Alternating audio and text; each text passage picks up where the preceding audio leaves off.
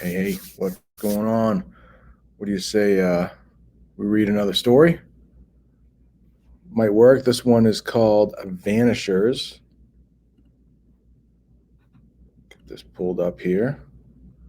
And as you can see, from the title, and then this picture here makes stains vanish.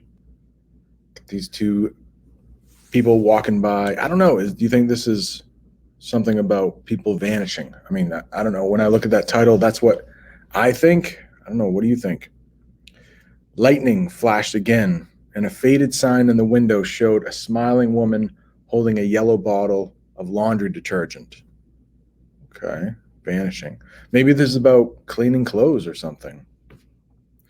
There were two boys named Jacob and Jacob.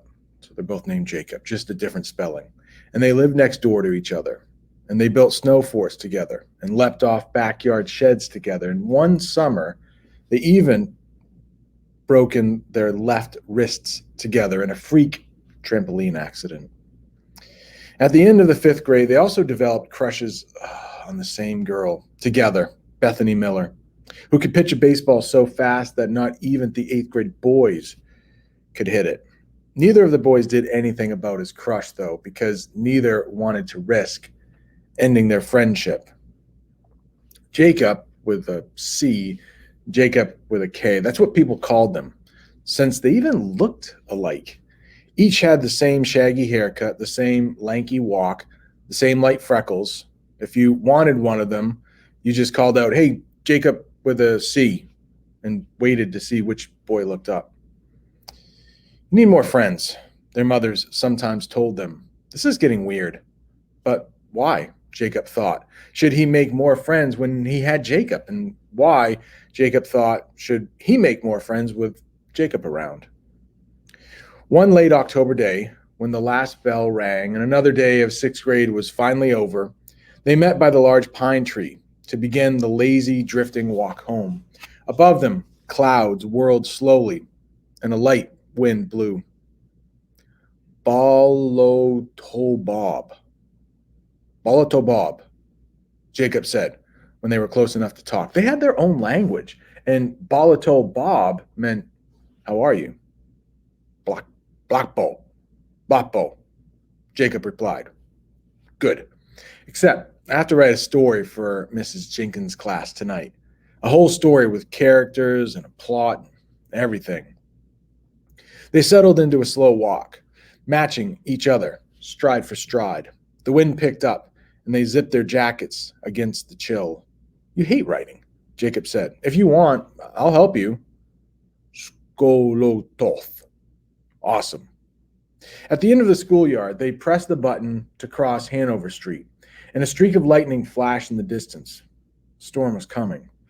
"Well," Jacob said, "what does your story have to be about?" "It can be about anything, but it has to be at least 3 full pages." "You can make a creepy story." As he said this, clouds thickened and swirled, and the world's colors faded. Even the boys' faces paled in the changing light, taking on the faint yellow tint of old newspapers. "A creepy story?" Jacob said. "You mean like with a monster?" Jelly tarp, Jacob said. "Totally." "That could work," Jacob nodded. "That could be cool." Cars waited as the boys crossed the street and stepped over a leaf-covered sidewalk. Dry leaves crunched below their feet. "I watched a TV show about vampires last night." "I could write about vampires." Jacob let out a big puff of air. "No way," he said. "Anything but vampires. They used to be creepy a long time ago, but they're all romantic and stuff now. Besides, you should make up a new kind of monster." "New kind of monster? Like what?" Jacob stroked his chin. "The way people did in movies when they were thinking." They rounded the corner and passed Nelson's drugstore. Lightning flashed again, and a faded sign in the window showed a smiling woman holding a yellow bottle of laundry detergent. Across the top, the sign said, "Spot be gone. Make stains vanish." Make stains vanish. Jacob said and pointed. "You could call your monsters the Vanishers." The Vanishers. The wind picked up even more, and dry leaves skittered along the sidewalk. What are vanishers? I'm not sure yet, said Jacob. The boys turned off the main road and into their neighborhood. They walked for a minute quietly. These vanishers are creepy, though, right? Jacob said. The wind hissed through the trees, and the boys shoved their hands into their pockets. Oh, they're plenty creepy. They're Klopman creepy. Klopman meant something so creepy and weird as to be almost unreal. Just you wait. They rounded a corner and walked in silence for a few minutes more. I've got it, Jacob said. I know what vanishers do. Let me guess, Jacob said. They kill you, because that's what all monsters do. Kill you. Not vanishers, said Jacob. Vanishers are different. They aren't murderers. Not really. They don't kill you. Instead, what they do is they vanish you. The clouds grew darker and thicker still, making the boys' faces appear faint and ghostly. Vanishers wipe you out, Jacob said. They erase you, like chalk off a chalkboard. If the vanishers want you, they just get you, and there's nothing you can do about it.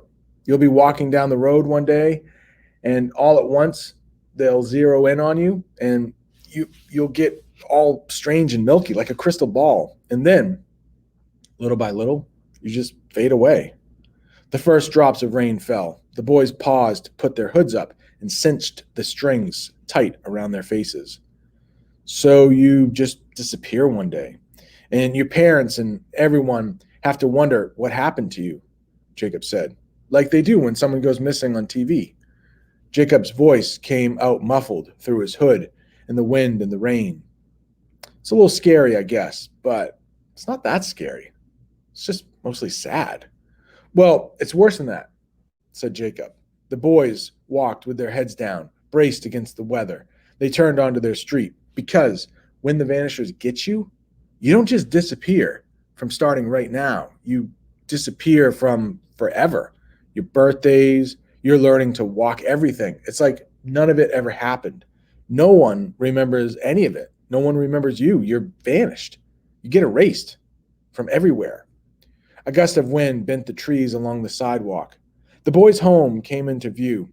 Jacob's mother was out front in a long black coat, dragging a gray garbage bin from the curb to the garbage despite the wind and rain. Can you fight vanishers? Jacob asked. Can you outrun them? No way. Jacob hunched his shoulders and came to his driveway where he had peeled off, and Jacob would keep going for one more house. Vanishers don't even have bodies. They just exist, like everywhere at once, in the light and the air and everywhere.